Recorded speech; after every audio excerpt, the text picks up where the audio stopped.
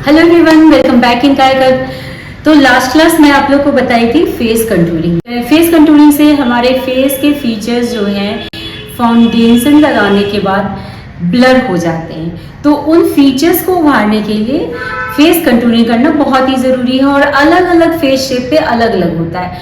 अब यहाँ पे मेरे पास बहुत सारी क्यूरीज आए कि मैम फेस शेप को कैसे पहचाने, नहीं समझ में आ रहा है। कुछ तरीका तो मैं बताई हूँ, तो चलिए आज मैं आप लोग को बता रही हूँ कि कैसे फेस को मेजर करेंगे, क्या तरीका है, कैसे पहचानेंगे कि कम से कम आप अपने फेस को पहचान सके कि आपका फेस शेप कौन सा है। तो बहुत ही इजी तरीका है, आप अपने फेस को मेज़र कर सकते हैं। तो यहाँ मैं 3 तरीका बताई हूँ। एक तो आप अपने आप को मिरर में देखिए। मिरर में देखने के पहले अपने पूरे हेयर को टाई कर लीजिए, यानी एक पोनी बना लीजिए, टाइट सा पोनी। इससे आपका फेस का लुक बहुत ही अच्छा दिखाई देगा। तो आप मिरर में देखिएगा तो इसके बाद आपको समझ में आएगा कि आपका फेस कौन सा शेप का है। दूसरा है कि आप एक सेल्फी ले लीजिए और फिर मोबाइल में आप देखिए, सारे फेस शेप्स के साथ मेज़र कीजिए कि आपका फेस शेप कौन सा है। तीसरा तरीका जो है वो है मेज़र करने का इंच के हिसाब से। इंच से आप अपने फेस को मेज़र कर सकते हैं। तो इंच से फेस को मेज़र करने के पहले मैं आप लोग को बता दूं कि फेस के पार्ट कौन कौन से हैं। तो फेस को मेजरमेंट करने के पहले हमें जानना होगा कि कितने फेस पे जो पार्ट कौन कौन से हैं, क्योंकि बहुतों को ये सारे पार्ट्स नहीं समझ में आते हैं, नाम नहीं पता होता है, तो इसलिए मैं आप लोग को ये समझा रही हूँ। तो ये एक फेस है जिसमें कि यहाँ पे मैं बता रही हूँ कि ये क्या है, फॉरहेड है, ये है eyebrow, eyes, ear, nose, jaw lines जिसको बोलते हैं, लिप, माउथ, चिन। ये है hair, temple, eyelashes, cheek, nostril, lip and नेक।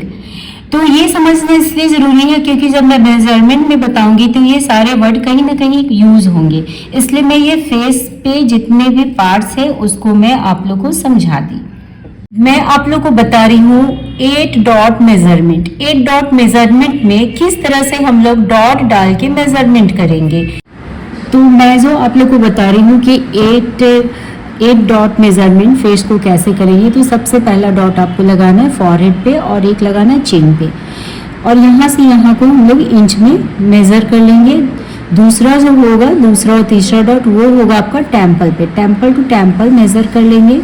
और तीसरा जो होगा वो चिक्स पे होगा, चिक्स टू चिक्स मेज़र कर लेंगे। नेक्स्ट जो होगा जॉ पे होगा, जॉ लाइन्स पे होगा। तो इस तरह से 8 मेजरमेंट करने के बाद हमें इसमें देखना है कि कौन सा सबसे वाइड एरिया है, सबसे चौड़ा कौन सा है। तो ऐसे समझा जाए तो यहाँ पे क्या दिख रहा है कि ये लगभग इक्वल है। तो मैं जो यहाँ पे ड्रॉ की हूँ, ये जो फेस है लगभग ओवल शेप में है। तो ओवल शेप में क्या होता है, ये जो होता है एरिया टेम्पल का, चिक का और जॉ का, ये लगभग एक ही होता है, थोड़ा बहुत का डिफरेंसेज होता है। और जो ये चिन होता है ये थोड़ा सा राउंड शेप में होता है। तो इसका सबसे वाइड एरिया क्या होता है, सबसे वाइड एरिया होता है ये लेंथ।